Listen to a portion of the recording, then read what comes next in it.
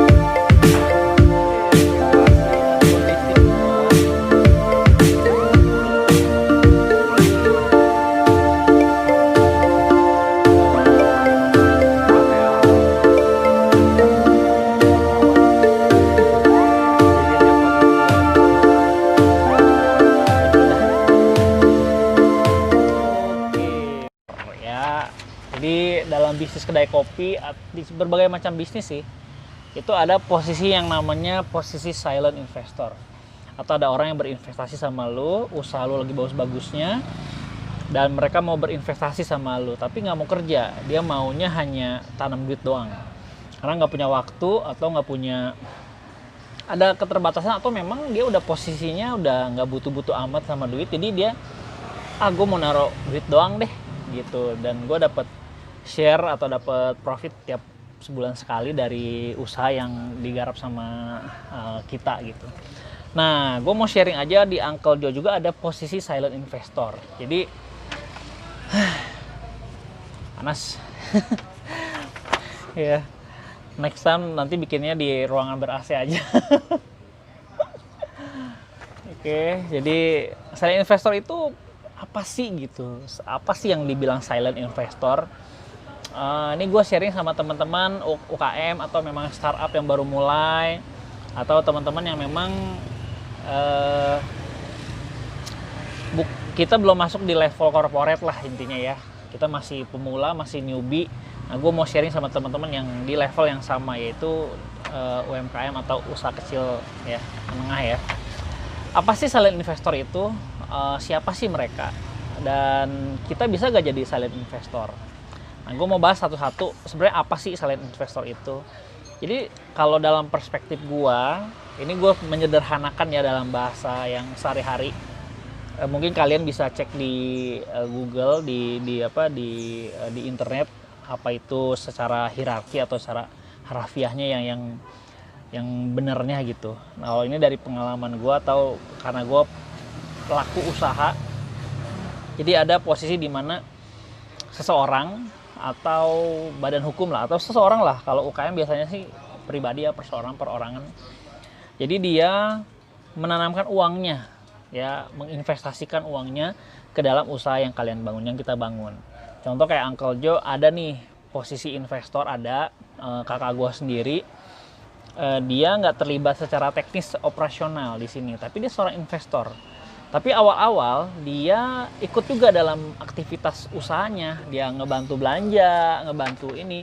Secara dalam struktur dia ada posisi. Tapi 4 bulan berjalan udah nggak lagi gitu. Udah dia jadi silent. Dari yang aktif investor jadi silent investor. Pasif ya, aktif sama pasif. Ya silent atau aktif lah ya. Jadi mereka adalah orang yang menginvestasikan uangnya ya ke dalam usaha yang kita bangun. Nah, sebetulnya silent investor itu atau passive investor itu adalah satu posisi yang gue idam-idamkan. Jadi yang gue inginkan ya. Ya kenapa enggak, coba bayangin sama lo, posisi silent investor itu tiap bulan dia terima uang, nggak ngapa-ngapain, enak banget kan, ya kan? Kalau dia menanamkan investor itu menanamkan modal di awal-awal usaha yang mungkin nggak gitu besar, tapi coba bayangkan 5 tahun kemudian. dia silent investor, usahanya berkembang, tiap bulan dividennya gede, bahkan melebihi apa yang diinvestasikan di awal. Jadi posisi itu posisi yang gue sangat inginkan suatu hari nanti ketika gue udah mau pensiun atau Uncle Joe udah punya sistem yang baku, yang solid gitu ya, bisa ditinggal, ya gue pengennya di silent investor. Jadi gue serahkan aja ke anak-anak barista gitu yang mengelola. Jadi gue stay di rumah aja gitu, main game terus hang out sana kemari, ya nggak ngapa-ngapain intinya. Jadi tidak terlibat lagi dalam aktivitas operasionalnya Uncle Joe, dan ya udah jadinya silent gitu ya. Dia terima tiap bulan duit aja gitu di bank, rekening tinggal lihat tabungan aja. Nah, silent investor itu ya posisinya seperti itu. Mungkin tugasnya si silent investor itu hanya mendatangkan keramaian. Jadi misalkan lu meeting sama teman lu atau keluarga, makan yuk ke tempat di mana lu menanamkan dana lu, uang lu gitu ya. Ya kalau gue jadi yang silent investor ya gue tetap meramaikan usaha gue lah. Jadi ada kepemilikan sahamnya lah ya. Jadi mereka itu menanamkan uangnya yang dikonversi atau berubah jadi saham kepemilikan. Kalau misalkan modal bisnisnya 100 juta, si investor itu nanam uang 60 juta, berarti dia punya sahamnya 60%. Si pengelola, gue misalkan yang ngelola itu cuma 40%. Jadi memang menanamkan uang dan dikonversi jadi kepemilikan saham. Jadi usahanya bukan punya gue sendiri, tapi punya bersama. Ada investor di belakang. Di usahanya ya, jadi nggak cuma sendiri. Nah terus gimana kalau kalian mau punya investor atau silent investor? Kalian pengen cari dana, siapa yang mendanai, lalu usaha kita siapa yang mau danain, dan kita berbagi jadi sharing profit sama mereka. Nah caranya gimana ya? Tentu lo kita bikin proposal bisnis, bikin perencanaan bisnisnya, RAB-nya, sampai estimasi income-nya dan teknik pembagian dividennya. Jadi susun aja dalam bentuk proposal. Sekarang proposal banyak banget, tinggal download aja di internet ya, gampang banget. Sebagai silent investor juga punya resiko ya, resikonya ada. Kalau misalnya usahanya bangkrut gimana Uncle? Ya udahan gitu. Ini topik yang lain lagi ya. Kalau misalnya usaha kita bangkrut gitu, gagal, udah rugi lah, udah